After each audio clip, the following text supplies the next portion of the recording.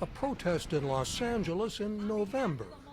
I believe that we will win. I believe that we will win. Like protesters who rallied in September, these Uber and Lyft drivers want better pay, health care, paid vacation, and other benefits. Right now, drivers only earn a cut of their fares plus tips. We made $100, $200, $300 a day, but when you deduct all the expenses, how much you pay for gas, if you change your oil, how much you pay for your car wash. She says there's not much left. And are the drivers business owners or employees? A California law that takes effect in January tries to answer the question, but all sides say the matter has not been settled. One driver who works for Uber and Lyft doesn't want to be an employee of either company. It's going to limit my income. It's going to limit my freedom on being able to be king of my schedule. But the relationship, says a labor analyst, is one-sided. If you are an independent contractor, you come into the room, you bring a contract, and then you negotiate the conditions of the work. With Uber and Lyft drivers, there's a template. You basically have to say yes.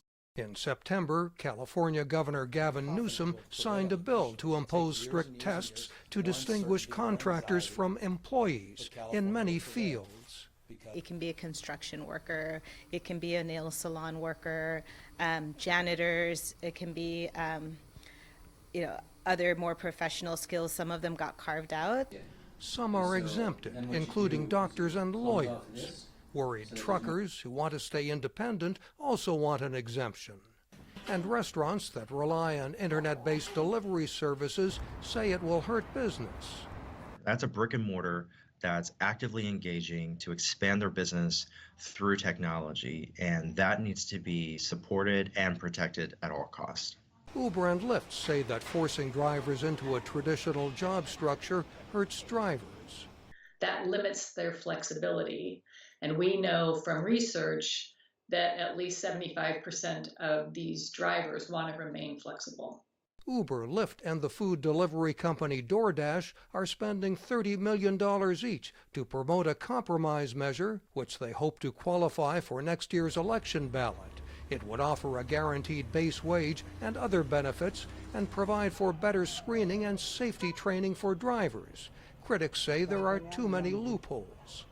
In response to driver protests, a New York law that took effect last February guarantees drivers more than $17 an hour plus payments for distance. We've seen that the driver pay has gone up since that time. The companies are now limiting the number of new drivers into the system, and fares aren't that different from what they were before.